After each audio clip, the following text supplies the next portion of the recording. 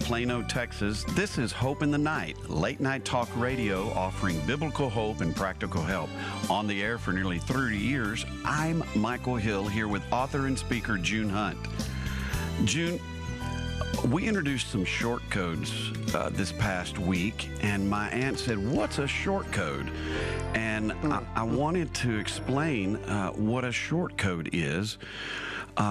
I know that our kids and probably grandkids are laughing at me now because they are born in this technical age and they understand what a short code is.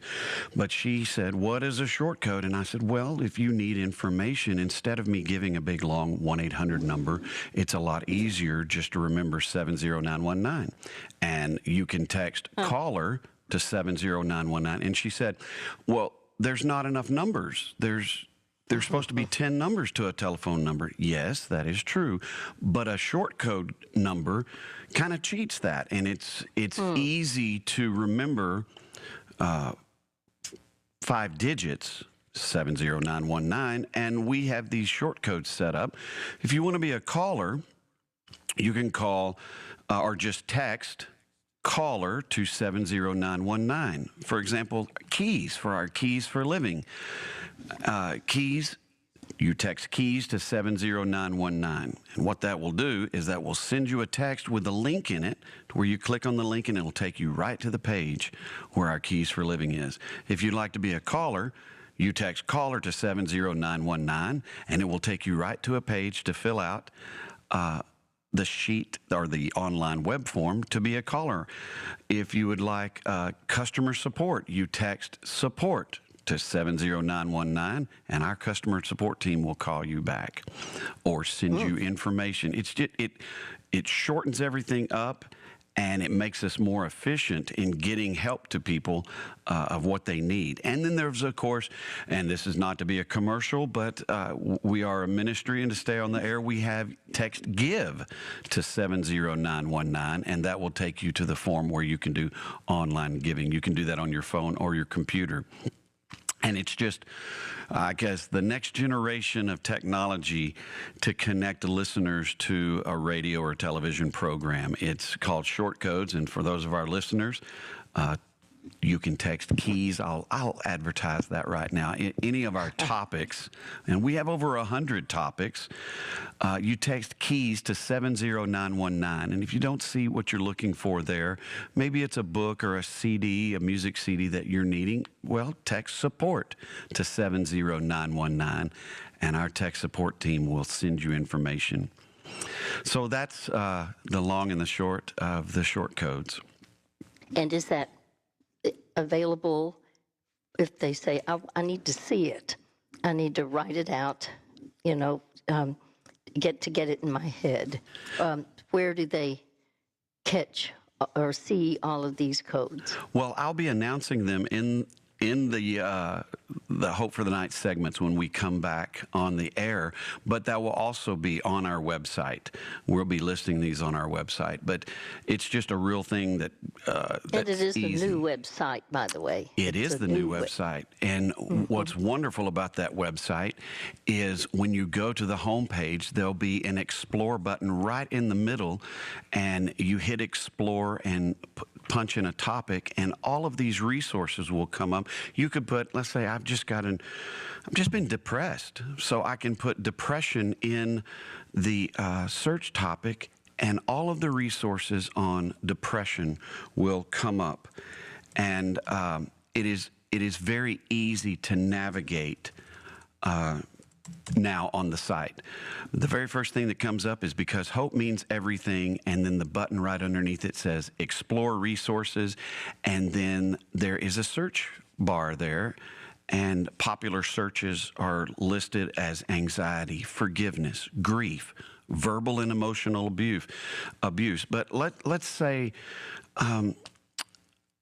I have a relative that has cancer, so I put cancer in and search, and it brings up a Hope in the Night episode of cancer, of where you talk about, biblical applications for somebody that has cancer, ministering to somebody or somebody that's going through it. Or I click on the forgiveness link and it brings up all the resources we have on forgiveness. So it's a very, very helpful tool on our website. And we just launched that. And we're very excited about it to get, resources to our listeners. Years ago, I wrote the book Caring for a Loved One with Cancer. And it's not about, I wrote it because I unexpectedly was Yes. diagnosed with cancer. Then I find out, it's two different kinds of cancer at one time. And this was right after 9/11, meaning the Twin Towers that were attacked and the implosion of the Twin Towers. And so it's been a long time ago. And yet I was stunned at all the things people did for me. I could not believe things I would never have thought to have done. And so that's why the book is called Caring for a Loved One with Cancer. Yes. So all the many, many things, and even telling about how my brother-in-law he was raised an atheist. He knew nothing about authentic Christianity, and yet because he had cancer 10 days before he died, I was able to share with him the plan of salvation using certain scriptures, applying them to even a diagnosis of cancer. But I pray that's helpful. We have a brand new caller tonight listening, and his name is Joseph. June, welcome to the show, Joseph. Hey, Joseph, delighted you're here with us. How can we help you? Hi, June. How are you doing? Hope everything is good. I was Going good. glad to talk to you because I heard your story, like being a little girl and coming from that family that was so abusive emotionally and stuff like that. Well, let me talk to you about me. Okay, thank you. I'm very, I have trust issues. I don't trust many people. I think when something gets lost, like when I lose something, I always think, oh, somebody came and took it. I always think like that. It's the worst. But in my people in my family, they know me already.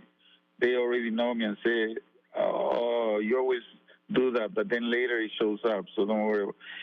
Anyway, but then the other problem I have is I have tendencies to be a hoarder. I cannot help it. I cannot throw away anything. So I keep hoarding, and I'm technically inclined. I'm very technically, I can do little things, tinkering, with electronics and stuff like that. And, everything. I fix things. I love to fix things. I mean, sometimes I just purchase things when they're broken so I can fix them and stuff like that. Keep me off the streets. Trying to fix, that is so interesting that you say that. I love to fix things. And people are kind of surprised, and they say, well, you could let somebody else do it. No, I said, no, I actually enjoy fixing it. And so I understand that part of you for sure. But I'm sure that in many respects, that's a blessing that you can help people literally with what they need to have fixed. Well, yeah, but the thing is I fix things for myself. That's the selfish part, because I fix them. And I just keep them, put them there. And then when it's time to, they say, let's sell it or something, I have problems selling or departing from them. It's like I keep them like hostages. The same thing as my hoarding things. Have you seen that show called Hoarders or Yes, Hoarders and all that? So then I have that kind of problem. Like I hoard and then I just keep it. And then I know it's there. I don't want to even look at it because sometimes I think it'll be too painful. Like if I have to go and look at it, I need somebody with me so I can organize and whatever. that I keep it in a different place. So this is kind of very complicated. And somebody was telling me it might be like an oppression, like I'm maybe oppressed by some kind of demonic spirit or something. Well, my mother used to have that. She was also, she would keep plastic bags, all kinds of things, but very orderly. She was very neat, very orderly. She was keeping all kinds of stuff, but orderly. And she was kind of a, but me, I came out like different because I'm kind of, people will say that I'm disorganized, but I'm not, because I know where everything is. I've been told that I have the memory of an elephant, because elephants are supposed to have good memory, right? Yes. But Yes. remember everything, every little, not everything, and then sometimes I forget, and I go back and look. Okay, yeah, I know where everything is now. But and the reason I was calling is because this hoarding thing, like economically, is affecting me, and I want to be a better father. Now I'm already 70-year-old. Okay, so then you say, yes, this man is already ready to go to the grave. But the thing is, I don't look. By the way, 70 is not. Yeah. I want to correct you on that. Interestingly, men and women are living longer and longer when you look at past times versus now. So you can have many, many years to your life, and what you want is quality. You want to be literally doing what God wants you to do and yielding your will to his will, because then you will be at genuine peace and the people around you will be at peace. So I'm hearing that this has impacted, and I'll ask you this question directly. Has the hoarding impacted your marriage? Yes, because would you describe that to me? Well, since I was putting so many things, and we lived in an apartment, then the manager will look at us and they'll kick us out. So then that happened twice until we're separated now. But my wife said that's enough. You have to just leave and don't come here, because I become a liability. And then I couldn't help it. It's something inside me that is compulsion.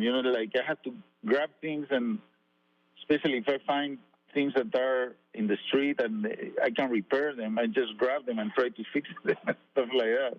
I'm laughing, but it's just sad because it affects other people. It affects them, and then the space in there. And look at it. Twice they kick us out, and now she's living. Were they kicking you out because of the hoarding? Yeah, because they don't like, the hoarding. It's too much, They cannot, they see that, they say, oh, this guy. People that they rent apartments, and they don't like hoarders at all, because they know that they are a liability. I mean, they just, for some reason, they don't like it. They see that they want orderly, inside the apartment. But, yeah. So it impacted me that way, and other ways too, economically, because I need to be able to sell. I need to get pray about, so I can sell everything or give it away or do whatever, but I have to just release all this, I would say sell it at the discount, because it's money that I've already invested there, right? Yes. So, and I understand that when I was watching those shows, that people like hoarders put a high value on things that don't worth too much. Like I would say this costs $50, and you look at it and say that costs like $10 or $5. That doesn't you put a high value because you put a lot of emotional value into it, or things like that, or maybe things that remind you of your past and stuff like that. But I need to sell and get rid. And then somebody this morning, I don't know if it's true or not, but was telling me that it might be like a familiar spirit, like he's oppressing me. Familiar spirit that came and it might be oppressing me. I don't know about that. It could be that, could be something else. It's hard to tell. Well, may I ask several questions? Yeah, I want to sure. hear, Sure. I want to hear, what was it like for you growing up as a boy? When you were growing up, what was your family situation? Okay, Did you, my father. and did you have any, I'm going to use the word, did you feel deprived of food, of No, like, deprived of emotional support, yes, but not of food or anything else. But because we live in a house, we're middle class, and my father worked so a lot, so he was in a different city all the time working, and I hardly saw him. But when I saw him on Sundays, he was reading the newspaper. He was just there with the lights. She didn't even talk to me. But he'll provide. He'll provide. He was like he probably loved us in his own way, but I didn't. He never hugged me. He never told me I love you. Nothing like that. You know. And now that's probably popular now that fathers have to say that. But I would never. I mean, I don't think I could tell that to my son. I love you. And I don't know. It just doesn't. You know. Okay. Anyway, let's go back to that. Right. My father was, but my mother. She was very busy doing many things. Like she was more like you should look good, but not. She could care less of how I feel. As long as I look good, like I had the proper dress and all that, and the parties and stuff. But she didn't give me too much emotional support. Actually, she was a little bit mean certain times. You know, I felt like once we're getting ready to go to a place like in that country, it was kind of like a magic mountain type of thing that everybody was going to go and stuff. And then I didn't want to use a shirt that she wants me to use. And then she punished me by leaving me alone in the house where everybody left and I was there. And until now, I remember. So I was so inside the house and crying. But now I say, you know, the person has to be kind of evil to do that kind of stuff to a little kid, you know. A little kid, knowing that all my brothers were in the fair, were having fun and all that, and I was just there crying inside for hours. I stayed by myself, you know. yes, I don't know. yes. Well, that lack of emotional support can color your whole opinion of life, of people, of and as you began with me, you said, I have trust issues. It can cause you, I mean, you when you think of a parent, usually you think of parents as providers and protectors. That's what their role, their key role is, to be a provider and a protector, because all children need that. But then when you are, as you described, you were left alone and you cried and cried for hours. Yeah. So sometimes what happens is, well, if I can't trust people, I will trust what I can do myself. And I can do this, and those things that you have, well, let me start and say it this way. There can be an obsession, and it's a persistent, disturbing preoccupation with something over and over and over. And then the only way to relieve this obsession, and that would be, you know, the pain of not having enough of the support that you wish for, then a compulsion would be an irresistible, irrational impulse to act on it. It would be like, as you've said, hoarding. Then I have to have things. I have to have them because they are my security blanket. Now, they don't say that word, security blanket. I'm using that term. But I think many times if we go back and look at what it was like. Well, Joseph, I just want you to know that when you described being deprived of emotional support. That hurts my heart for you. We assume that parents will be sacrificial and want to do whatever they can to meet the true needs of their children. But, we don't have perfect parents. I mean, some people have phenomenal parents, but it is not unusual in our world for there to be pain associated with what we experienced very young. And let me ask, when you described your mom that she was mean, you described your dad, he didn't ever use the words "I love you," and some people would say, well, at that point in time, many dads did not. They wouldn't verbalize that. The truth is, every child wants to feel loved. They want to feel loved. They want to be loved. We all have that desire on the inside of our hearts. So what did you do? What was anything that was comforting to you when you did not receive the emotional support that was that would have been so meaningful to you? Well, when I was like, what do you mean? Like when I was like very little, like 5, 6, 7, 8, or when I grew up. Yes. Okay, so then when I was very little,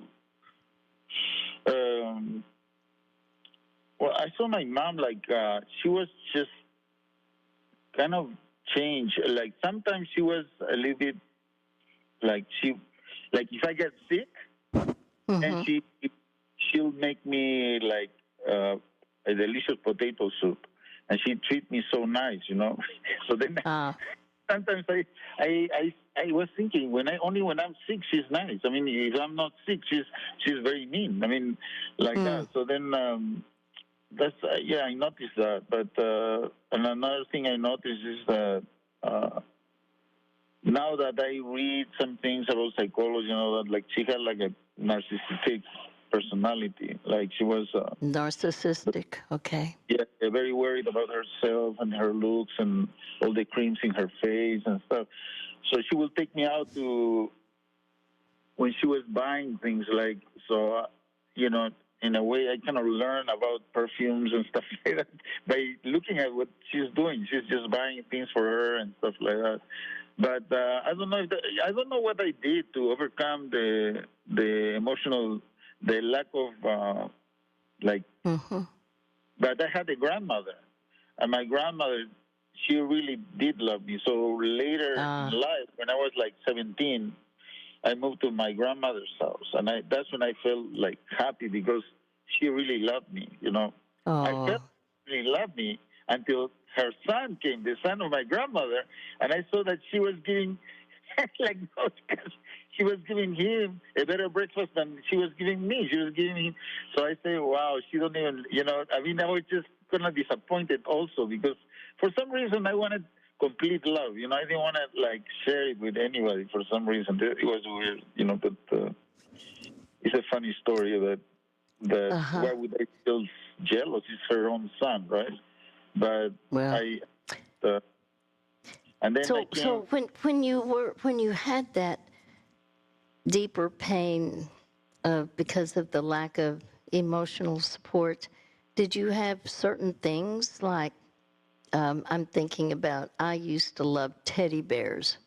And I had a teddy bear, black and white. I love him. I had him all the time. He was my teddy bear. Then I had a little go-kart that I would play with it all the time. And some toys I had. And I was...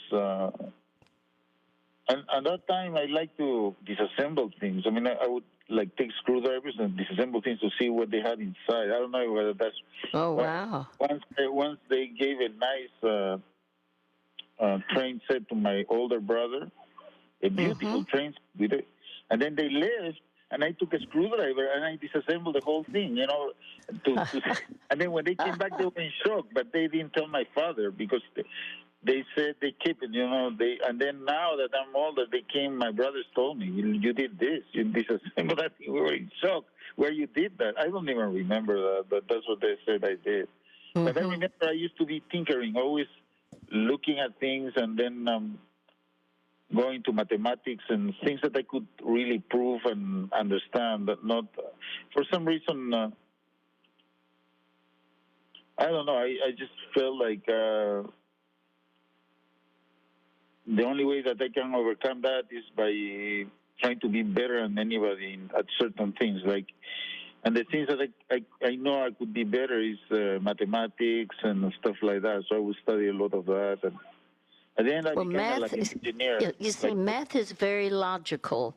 And Joseph, when you think about it, and by the way, I loved math. That was my favorite subject in school. But so you and I have that in common. But when we think about math, there are solutions. They all have solutions. Math problems do. Yeah. And so your mind obviously thinks about what is the right answer. And there's an equation, there's a formula. And that would be actually true when you think about building something. People who build things, they don't just do something haphazardly, just out like, well, I'll just take this and I'll take, you figure out how things fit together. Now, let's think about this for a moment. You've shared with me, and thank you, by the way, for being candid. Thank you for being truthful about how the hoarding has impacted your marriage. And this is not unusual. I know many situations where if a woman is a hoarder, I'm remembering this man who said, I cannot stay. It's like all the space is taken except a path to go to the bed or to the kitchen. And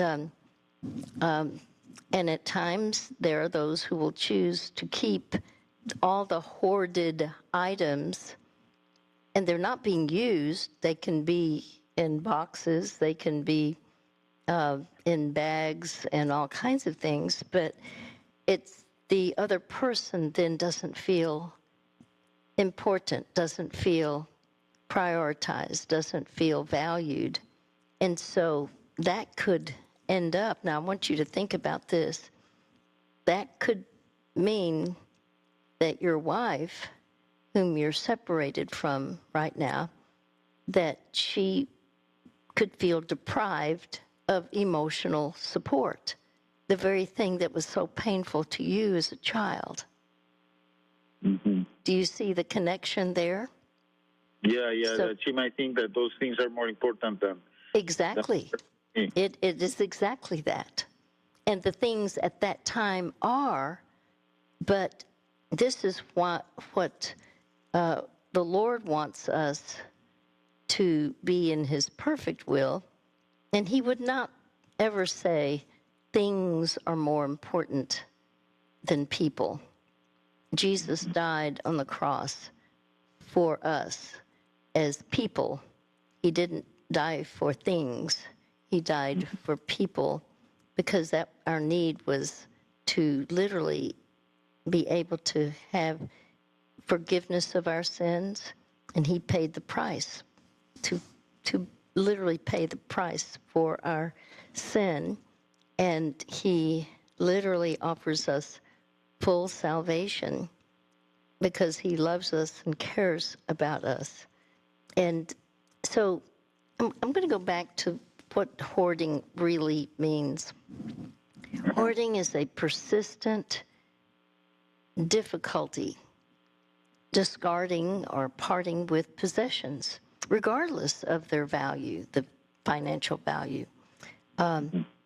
This difficulty is due to a perceived need to, I have to save them. I have to save them.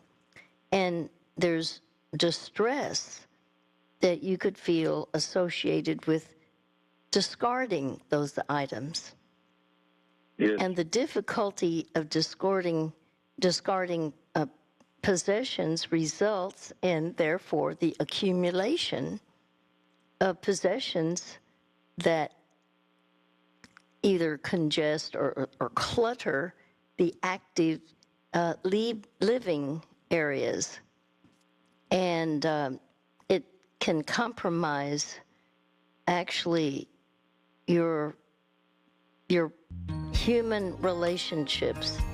If the living areas are totally unavailable, if they're uncluttered, let's make it this way, if they're uncluttered, that means that typically that person has received help or an intervention. It could be sometimes family members or authorities. As you've said, at times you have to leave living in an apartment because of the hoarding. But, that means the hoarding has possession of you instead of you being in charge of the possessions. Because the point is, you know what it's like to be deprived of emotional support. Let's talk about that in regard to your wife. Well, Joseph, do you think that there is a possibility that God had you to, literally led you to call and to evaluate what it was like for you when you were young and as a boy, and you were deprived of emotional support? And yes, there were challenges by both of your parents. It's especially hard when you have a mean parent who is apparently, she buys a lot of things for herself, and her looks were very important. But it's like she was too busy to see the hurting boy, her own son that she had. But can you see that sometimes the things that you have accumulated, it doesn't matter how much they cost, but just having all these things, they could represent safety to you. They could make you emotionally feel better about you because you have all these things. Does that make sense to you, what I'm saying? Yeah, it makes sense. Yes, makes sense. Okay. Because sometimes, like, when I want to fix things and all that, I know that I have certain things that I need, so I don't have to go find them. I know where they are and stuff like that, but there's other things that are not important and things that are important. They're all mixed. It's not like a mess. It's not a mess because there's order, some kind of order, but the other problem I have is try to differentiate with what I should keep and what I should just let go. Sometimes I look at things and say I should let go. Sometimes something happened to me, I go and this is all garbage. This all has to go, and this thing can stay. But there's other times when I say no, I keep this, and all that. Go nuts. And then when somebody tells me, well, we have to do a garage sale here, and you have to get rid of everything, I cannot bring myself to explain. Look, I don't know what you're asking. It's like asking, I go to your place or whatever, and I want to see what can I get rid of and what can I stay. All these things are mine. They all represent something, and I cannot dispose of them. I'll go nuts. I'll go crazy. And I cannot explain that to a person, like, because usually normal people, not you, because you understand what I'm saying, but a normal person will think, oh, this guy's nuts. What's wrong with him? What's wrong with taking this thing and just throwing it away or giving it away or stuff like that? For me, it'll be like, I'll go into into panic mode, right? In a panic mode, because you get attached to things. But they say that once you do it, the feeling is not the feeling that you think you're gonna get of panic. It's not gonna be there, or it's gonna go down. You know, you're gonna feel less panic and stuff, right? Like, that's kind of the things I've read, but you know, I'm not too sure about it. But that's what I think. Like, yeah. Okay, I'm thinking about something that the Bible says. Do you care what the Bible says? Of course, yes. I read the Bible and read the Psalms, and I see when David was in distress, and I see also the Lord bring out of suffering comes a better person out of you. Like, you have to endure. So when this guy, what's his name? When Paul, it was Paul, right? Paul. Sorry, when I say this, I think Paul was or John, that he had this thing in his body that he asked the Lord to take it away from him, but the Lord said, "My strength is revealing your weakness," or things like that, right? Yeah. And we knew what it was, but it was something from the Satan, I guess, something that the Apostle Paul. Yes. Yeah, Paul, something with, and then he say, "My strength is revealed in weakness," you know. In weakness, right. Mm-hmm. Apostle Paul, Well, let me acknowledge that. Yes. Let me mention something that you said. You know, at times you can feel you don't have the strength to do something. Now, no one is asking you to give away everything you have. But let me ask this. When you think of Jesus, do you think of him as having a whole lot of things that he's attached to? He gave it all. He gave his life for us, right? He gave it all. Okay. You are very, you're right on target. You're right on target. If a person comes, a robber in the middle of the night, and comes to you with a gun and say, "Give me all your jewels and all that," you say, "Take everything," right? Because your life is more important, and that's what he gave, right, for us, right? Yes. So let's consider what the Bible actually teaches. Okay. We can claim the scripture, "I can do all things through Christ, through Jesus, who strengthens me." Yes. If you say, "Well, I care that the people who I love, who I care about, I want to have the right priority for them," and since the hoarding has interfered with your relationship with your wife, if there are certain things that are needed to not be attached to you with all the things, because this is very challenging. You can say, "But I can do whatever God leads me to do. I can do all things through Jesus, who gives me strength." And that's Philippians chapter 4, verse 13. Philippians 4:13. And now, in the Old Testament, in the book of Ecclesiastes, there's a very interesting scripture. It says, "Whoever fears God will avoid all extremes." Whoever fears God will avoid all extremes. That's Ecclesiastes 7, verse 18. And Joseph, as I'm hearing your story, you were very candid at the beginning. You said, "I have trust issues." I wrote down what you said. And then you immediately said, I have hoarding issues. So this is good. You've already figured out the extreme that God would want you to trust Him with. You trust in your relationship with Him. I understand that you've not been able to trust certain people in your life, even growing up. Your mom being mean,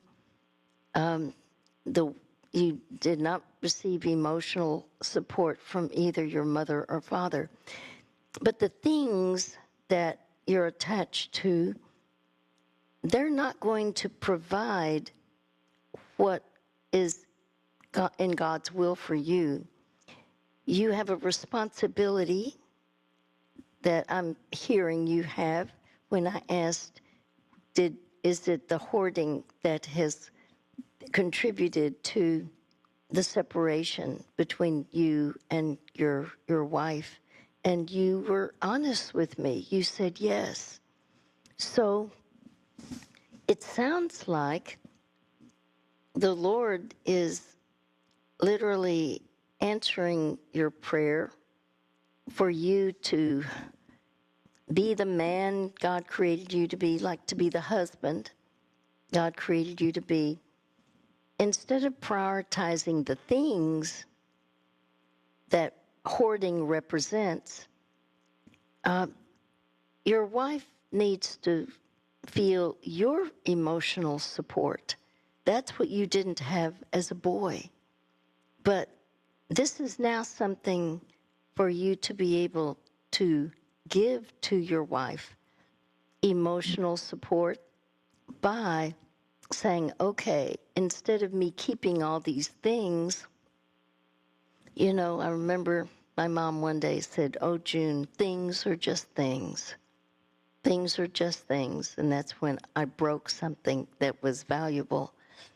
And I was scared and crushed that I had broken something that I didn't mean to. I didn't know. But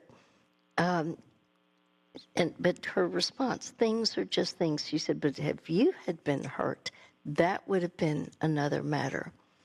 And so right now, I'm just wondering, is this something that we could really key in on? I will send you what we call our keys for living on the topic of habits and addictions. And we can give you a plan to go through if you really want victory in the area of the hoarding, because it sounds like that's what has been priority to you. Not that you're wanting to have misplaced priorities, but obviously, let me ask, would you like to, I use the term go to war. At times I've had to go to war over something to overcome. But are you willing to tackle this? Yes, of course. Yes. That's why I'm talking to you. It's always because that's what my main reason for calling. I had to either, I was thinking maybe, I can go to war. Of course. I can, okay, well, I have a way that we could talk about this, and I could give you a plan of what to do. And I have given this before to other people who have struggled with hoarding.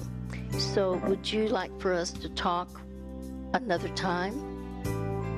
Yeah, we can talk another time, yes. They say that you have that thing, that resource that I can start looking at, right? Or yes, is that I will send that to you, and you will get habits and addictions, and listen to the subtitle. It's Success and Self-Control. Success and self-control. And yes. So you have identified, yes, you did grow up with deprived of emotional support, but the things that you have, those things are just things. That's not what will give you the ability to become the husband that God created you to be for your wife. So we will talk about that, and I'll give you a plan of what to do. I'm so proud of you, Joseph. You continue to hang on to hope. Thank you for listening to us tonight. June will be sending Joseph the keys for living. Thank you for calling in, Joseph. June will be sending habits and addictions, success and self-control, and seeing yourself through God's eyes.